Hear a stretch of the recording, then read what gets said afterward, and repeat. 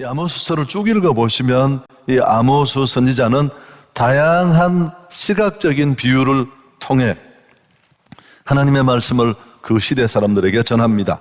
5장에 들어오면 그 메시지의 실제적인 핵심이 이제 펼쳐집니다. 내용이 어떤 거냐 하면 이스라엘을 향해 너희들 가짜라는 거예요. 하나님 앞에 제사자로 나아갈 때 보면 너무 반듯하고 거창하고 대단한 것 같은데 삶이 없다는 거죠. 삶의 실제 현장에서 거룩하게 정직하게 손해보며 사는 그런 삶이 없다는 것을 신랄하게 지적합니다.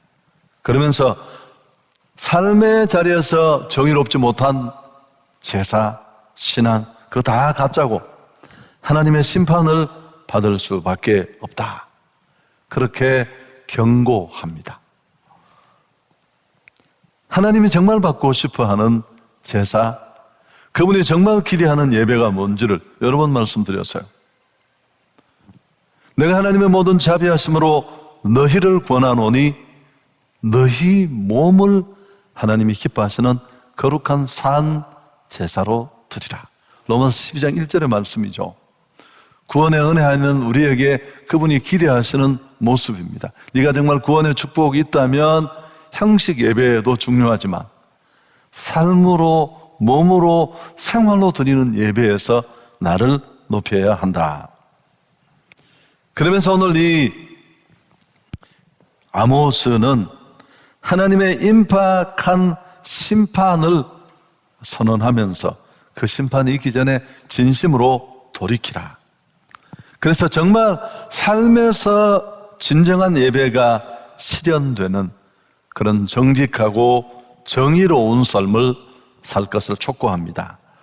아모스는 북왕국 이스라엘의 여로보암 2세 때 예언하던 그런 선지자입니다. 여러분, 이때는 아주 북왕국이 강성했습니다. 국토는 넓었고 경제적으로 번영했고 주변의 여러 나라들이 조공을 바치는 그런 상황이었습니다. 마치 통일 왕국 시절에 다윗이나 솔로몬 시대에 버금가는 그런 국력을 가지고 있었습니다. 그런데 이런 강한 나라에 패망이 선고됩니다. 9절에 보시면 그가 강한 자에게 갑자기 패망이 이르게 하신즉 그 패망이 산성에 미치느니라. 여기 말하는 이 강한 자는 당연히 지금 아주 큰 나라로 일어서 있는 이스라엘을 두고 하는 말입니다. 그런데 사람들은 이 아무 문제가 없는 나라를 보면서 어떻게 이 나라가 기울고 패망할 수 있을까 상상도 하지 않았습니다. 잘 되리라는 기대가 있었는데, 그러나 오늘 선지자는 하나님의 심판의 처절함을 보여줍니다. 아주 시각적인 예언으로. 그리고 이어서 그런 심판을 면하고 싶다면 회개하라고, 돌아서라고, 그 엉터리 내려놓고 진짜가 되라고 강하게 촉구합니다. 우선 오늘 우리가 다 읽지 않았습니다만은 이 1절에서 3절 앞부분에는 애가가 나옵니다.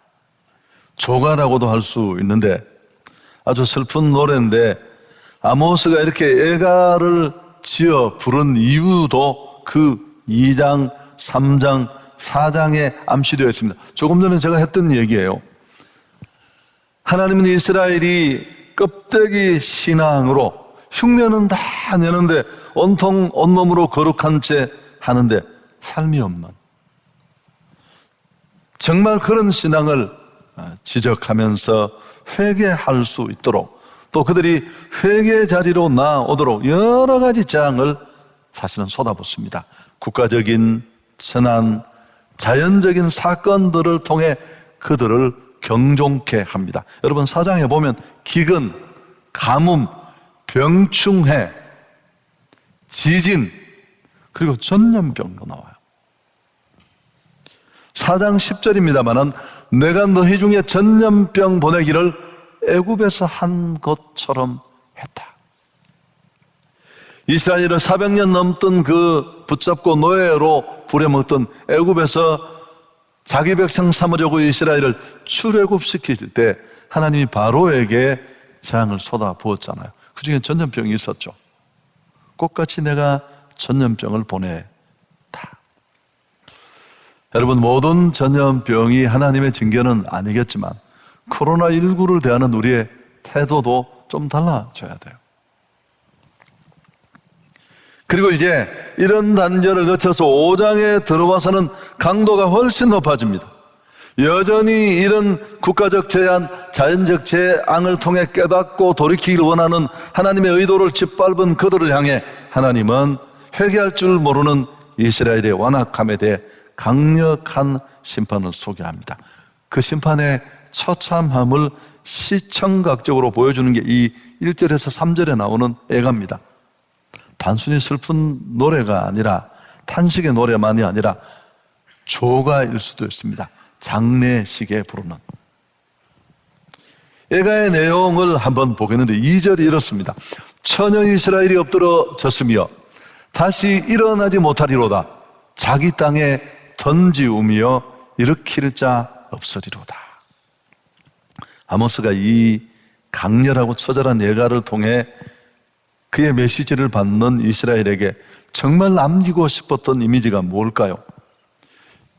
오늘 이스라엘을 향해 처녀라고 말했는데 여러분 한번 상상해 보십시오. 부모의 사랑과 보호 속에 순절하게 자란 한 처녀가 어느 날 낯선 사람에게 끌려가서 짓밟히고 겁탈당하고 길바닥에 내버려져서 죽어가고 있습니다. 고통 속에. 스스로는 도저히 일어설 수도 없고 일어날 수도 없고 주위에 도울 사람이 아무도 없어요. 그저 고통 속에 신음하다가 그렇게 죽을 수밖에 없습니다. 아모스는 오늘 이 애가 속에 나타난 이 처절한 이미지를 통해 뭘 경고하는 겁니까? 너희가 이 꼴이 된다. 이스라엘이 곧 맞게 되고 처하게 될 심판, 재난 상황을 잘 예시해 준 거죠. 하나님이 이스라엘을 징치할 그 심판이 전쟁의 형태로 임할 것이라는 것을 3절이 보여줍니다. 1000명이 행군에 나간 성읍에 100명밖에 남지 않고 100명이 나갔던 성읍은 10명만 남을 것이다. 이게 앞달나게 애가 속에 나오는 내용이에요. 그리고 이제 이어지는 4절부터 우리가 읽었습니다. 회개에 강한 요청과 촉구가 있습니다. 이어서 하나님은 그 백성들이 이제 더 시간이 없으니까 회개할 것을 촉구합니다. 특이한 점이 뭐냐면 회개의 방법까지 구체적으로 가르쳐 줍니다. 4절에 보시면 너희는 나를 찾으라. 그리하면 살리라. 6절에 너희는 여호와를 찾으라. 그리하면 살리라. 여러분, 하나님 찾는다는 게 뭐예요? 이렇게 설교해 놓은 데가 많아요. 막 갈망하고 기도하고 구하고 신뢰하고 그런 뜻 아니에요. 이건 회개예요, 회개. 하나님을 바라보고 갈망하는 그 정도의 말씀이 아니에요. 그 가짜 내려놓고 진짜 신앙으로 돌아와라. 여러분, 우리가 처음에는 위선자처럼 신앙생활을 하면 성령이 깨닫게도 하고 마음도 불편하고, 근데 양심이 화인 맞아서 못된 짓을 여러 번 하고 나면 죄가 죄인 줄도 모르고 세상과 하나님을 버젓이 쪽문 열어놓고 죄책도 없이 왔다 갔다 하는 그런 상황이 될 수 있거든요. 이스라엘이 꼭 그랬습니다. 뭐 바라보고 갈망하고 기도, 그런 수위의 말이 아니에요. 오늘 당장 그 엉터리 내려놓고 회개하라는 것입니다. 여러분, 회개하라는 명령이에요, 명령. 고백뿐인 삶이 없는 그 자리에서 돌아서라는 겁니다. 이게 정말 하나님 모독하는 거잖아요. 살아계신 하나님을 인정하고 그 은혜를 구하고 그 앞에 제사하고 예배하면서 정작 교회가 아니라 삶의 자리에 정말 하나님을 보여주고 드러내야 될 자리에 하나님을 무시하고 짓밟는 삶의 예배가 없는 정직과 공의를 잃어버린 것, 하나님은 견딜 수 없다는 겁니다.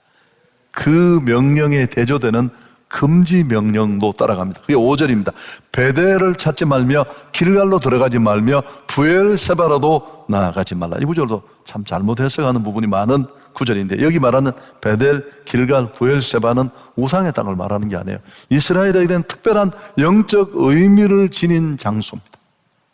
다 은혜고 기도 응답을 받았고 아브라함, 이삭 선조들이 간구하고 응답받았던 장소예요.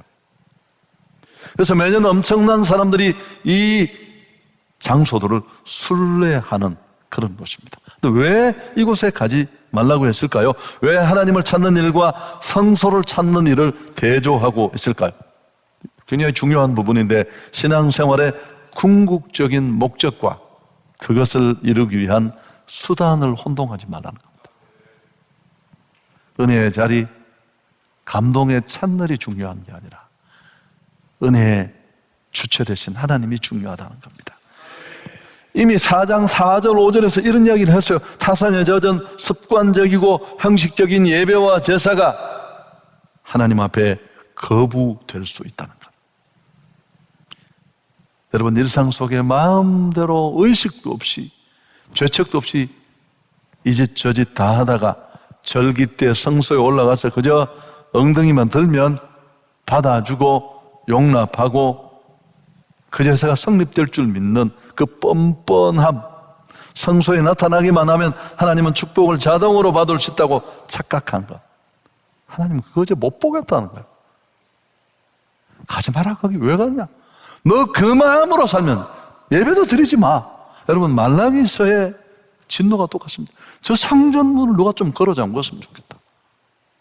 정털이들 마음은 1도 없으면서 흉내만 내서 소 잡고 양 잡고 피 뿌리고 채소의 11조까지 내고, 야, 그런 돈, 그런 제사, 그런 피 나 필요 없어.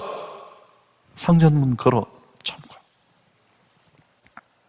그러면서 하나님은 단호한 의지로 은혜의 장소, 감동의 찬널이 중요한 게 아니라 너희는 내게로 돌아와야 된다.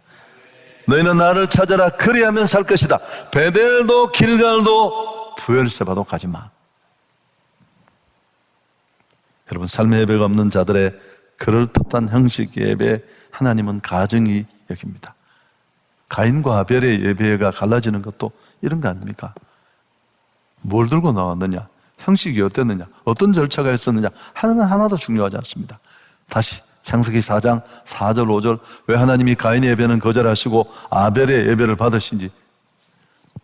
하나님이 가인과 그 예배는 거절하셨지만 아벨과 그 제물은 연락하셨다. 뭐가 먼저 나와요? 예배의 자가 먼저 나와요. 제사의 방식, 제물이 중요한 게 누가 예배하느냐. 삶의 예배에 고뇌가 없는 자가 예물만 들고 나오는 예배는 그분을 분노케 하는 겁니다. 여러분, 이스라엘의 죄에 대한 심판이 쭉 나오는데요, 공법을 인진으로 바꾸었다, 정의를 땅에 던졌다. 7절에 정말 진노에 있는 자들을 꾸짖고 돌이켜야 되는데 돌이키지 않았다. 약한 자들에게서 빼앗는 부정축제. 13절에 법조계의 비리, 이른바 성문 앞 행해지는 그 재판의 자리에서 돈을 받고 판결을 굽게 하는 이런 엉터리 행위들을 지적하십니다.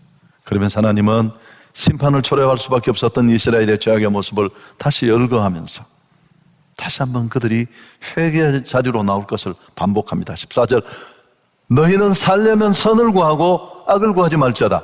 만군의 하나님 여호와께서 너희의 말과 같이 너희와 함께 하시리라. 아모스가 제시한 회개의 방법은 좀 뭉뚱하게 너희는 나를 찾아라 라는 거지만, 더 정확하게 말하면 악을 버리고 선을 행하는 것입니다. 삶의 예배자가 되라는 거죠. 15절에 너희는 악을 미워하고 선을 사랑하며 성문에서 정의를 세울지어다. 만군의 하나님 여호와께서 혹시 요셉의 남은 자를 불쌍히 여기시리라. 여기서 말하는 선행과 악행의 기준은 하나님의 말씀입니다. 회개하는 자에게 주어지는 약속도 나와요. 14절에 그들과 함께한다. 15절에 남은 자들에게 긍휼을 베풀어 주실 것이다.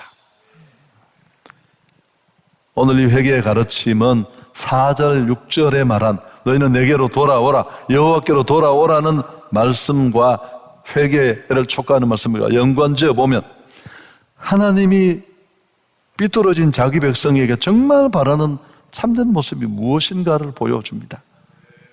여러분, 우리는 매 순간 하나님의 뜻을 발견하기 위해서, 그분의 도움을 얻기 위해서 말씀과 기도로 하나님과 만남을 갖습니다. 이 예배도 그런 자리죠.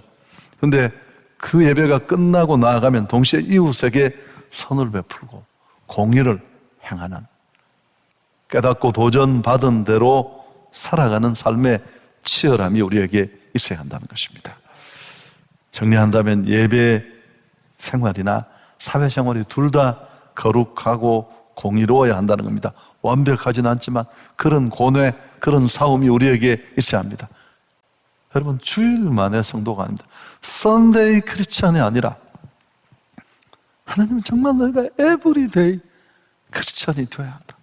여러분, 아모스의 가르침은 그리스도인들이 참 신앙인으로 나갈 수 있는 길을 제시합니다. 하나님께 예배 드릴 때마다 그분을 인격적으로 만나고 그분의 그 거룩하고 공의로우심을 우리는 발견해야 합니다. 그 뜻을. 그게 끝이 아니에요. 노트에 적고 울고 은혜 받아서 감동이야, 오늘 말씀 아주 산뜻했어. 여러분, 그게 다가 아니에요. 그건 부뚜막의 소금이에요. 두 번째, 그 뜻을 내 삶의 자리에서 묵묵히 가감없이 실천하고 살아내는 것. 네, 물론 완전하지 않을 수 있습니다. 우리는 그 한계를 가지고 보좌 앞에 나와서 또 항복의 손을 들고 하나님, 참 잘 살고 싶었는데, 정말 도전만큼 거룩하게 살고 싶었는데 한계가 있었습니다. 그게 우리의 모습이어야 합니다. 설교 정리하겠습니다. 여러분, 살 길이 무엇입니까? 하나님을 찾는 것입니다.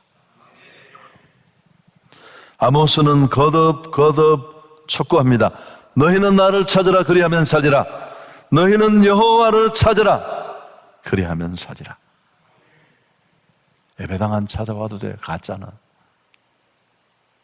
특별한 선행, 거룩한 찬양, 그거 다 더 우스운 거예요. 하나님은 더 가증이에요. 여러분, 너희는 여호와를 찾으라, 그리하면 살리라. 우리가 사는 세상이 어떤 세상일까? 제가 오늘 말씀을 읽으면서 유진 피터슨의 쉬운 번역으로 읽었는데 너무 이 표현이 멋있어요. 우리가 지금 발을 딛고 사는 이 세상이 어떤 곳인지, 8절 우리 성경에는 묘선과 삼성을 만드시며 사망의 그늘을 아침으로 바꾸시고 낮을 어두운 밤으로 바꾸시며 바닷물을 불러 지면에 쏟으시는 이를 찾으라. 그의 이름은 여호와시다. 내가 여호와를 찾아라, 이렇게 말하는데 유진 피터슨의 쉬운 번역은 너무 아름다워요. 너희가 사는 곳이 어떤 곳인 줄 알긴 아느냐? 너희는 하나님이 별들을 흩뿌려 놓으신 우주, 하나님이 아침마다 깨우시고 밤마다 잠들게 하시는 세상에 살고 있다. 너무 시적인가요? 여러분, 하나님이 별을 흩뿌려 놓으시고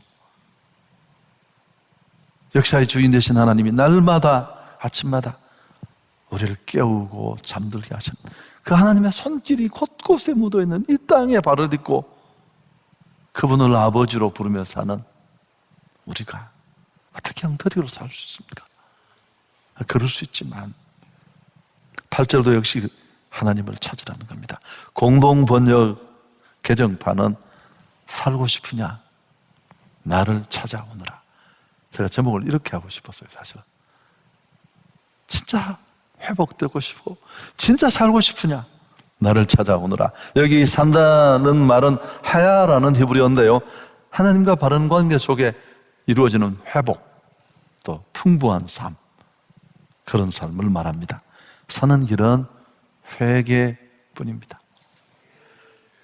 너희는 나를 찾으라는 말은 뭐 갈망하고 사모하고 신뢰하고 기도하라, 그런 수준의 얘기가 아니에요.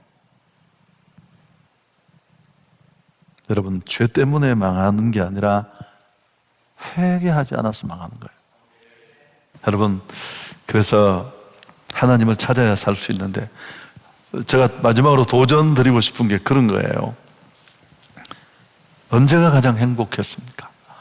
여러분, 지금까지 살아오는 인생 동안에 가장 행복했고 5년, 10년, 20년, 30년이 지나도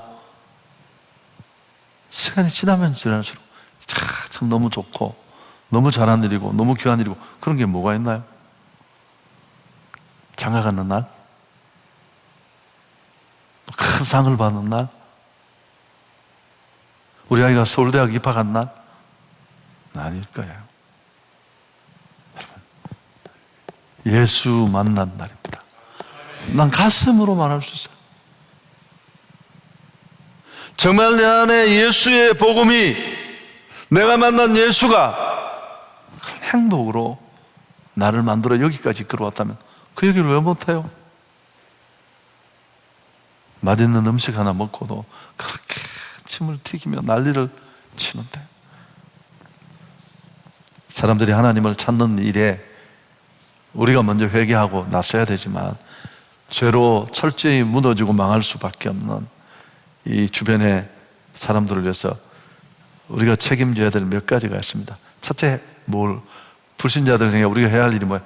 하나님을 찾아야 산다는 이야기. 똑같은 이야기를 해줄 수 있어요. 인생은 큰 차를 타고 좋은 집에 살고 버킷리스트 다 이루어도 가보면 허망해요.